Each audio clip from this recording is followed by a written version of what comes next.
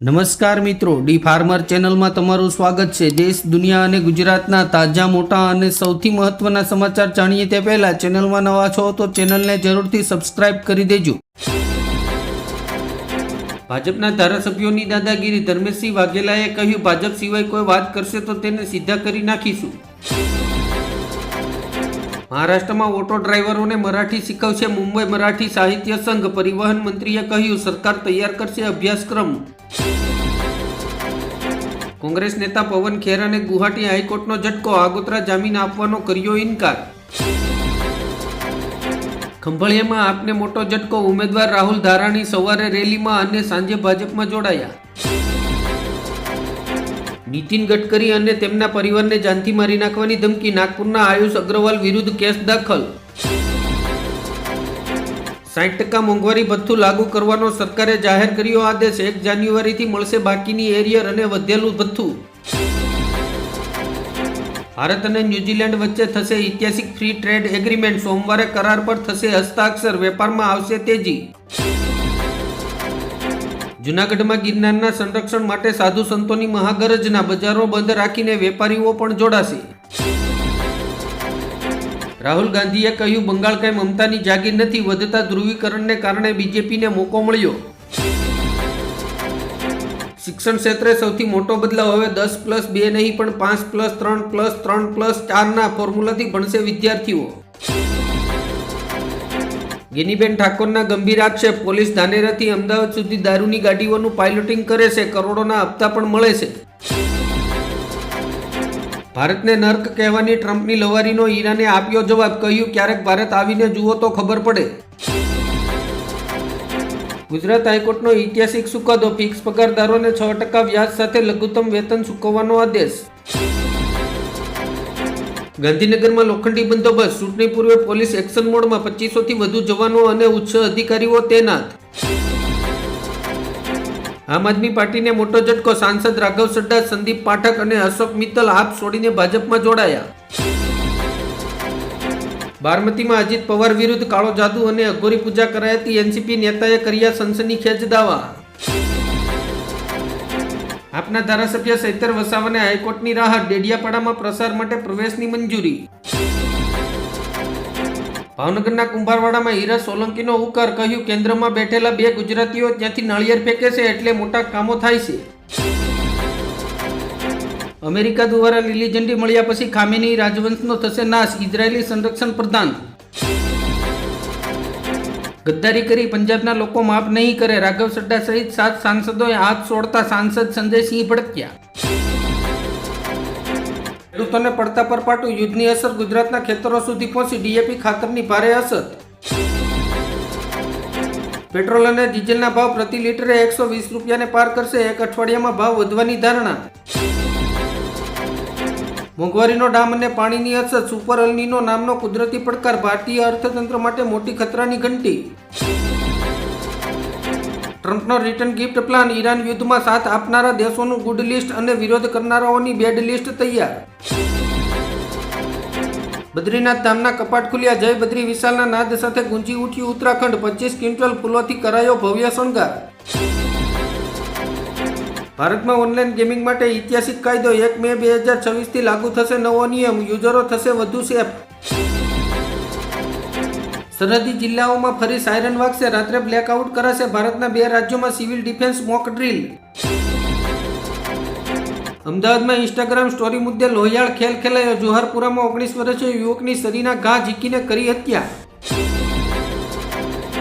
Private હોસ્પિટલોમાં medical ઉપકરણોના ઓવરબિલિંગ પર લાગશે લગામ। કેન્દ્ર સરકાર ટ્રેડ માર્જિન મર્યાદિત કરવાની તૈયારીમાં। આમ આદમી પાર્ટીના રાષ્ટ્રીય નેતા સંજય સિંહે કહ્યું, ડેડિયાપાડામાં અમારી સરકાર બનશે તો ગામડે ગામડે અમે શાનદાર સરકારી સ્કૂલો બનાવીશું।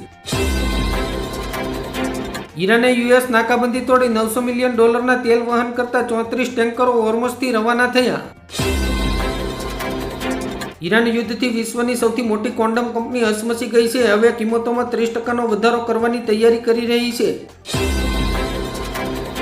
દુનિયામાં ભયંકર દુષ્કાળ પડશે। વૈજ્ઞાનિકોએ કરી સુપર અલ્નીનોની આગાહી। 150 વર્ષનો દુષ્કાળનો રેકોર્ડ તૂટશે।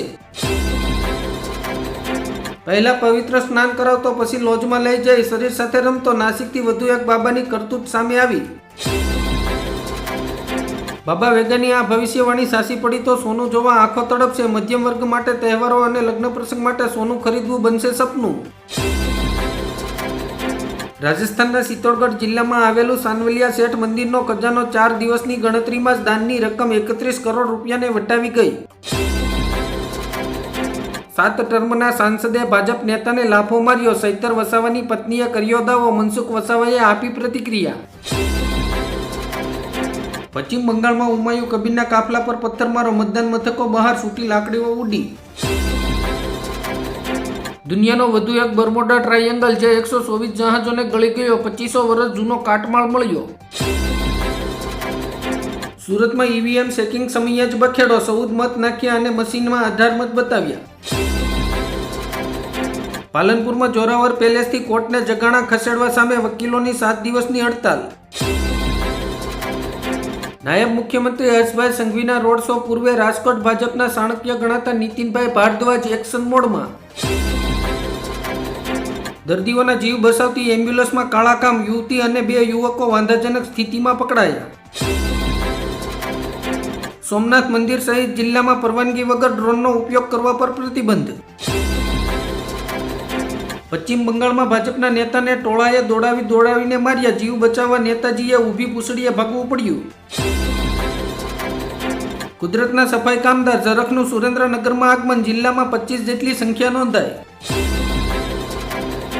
ગુજરાતના કચ્છ સૌરાષ્ટ્રમાં હીટવેવનું એલર્ટ. 13 રાજ્યોમાં વાવાઝોડા અને વરસાદની ચેતવણી. તાલાલાના ધારાસભ્ય ભગા બારડનું વિવાદિત નિવેદન. જો કોંગ્રેસને મત આપશો તો મારા દરવાજા બંધ. આહિર સમાજને ખુલ્લી ચેતવણી. ગોપાલ ઇટાલિયાએ સુરતના મુદ્દાઓને લઈને મુખ્યમંત્રીનું ધ્યાન દોર્યું. ભૂપેન્દ્રભાઈના રોડ શોમાં માણસો આવશે પરંતુ વોટ નહીં આપે. ગુજરાત પોલીસનું ઓપરેશન મ્યુલ હન્ટ. 2 અઠવાડિયામાં 40 સાયબર ઠગોને પકડ્યા. આખા દેશમાં સનસનાટી મચી જાય તેવો ક્રાઇમ. 19 વર્ષના યુવકે 24 કલાકમાં 2 યુવતી પર બળાત્કાર કર્યા અને એકની હત્યા કરી. એલપીજી કટોકટી નિવારવા સરકાર સજ્જ. 7,66,000 પીએનજી કનેક્શન અને કાળાબજાર સામે કડક કાર્યવાહીનો એક્શન પ્લાન.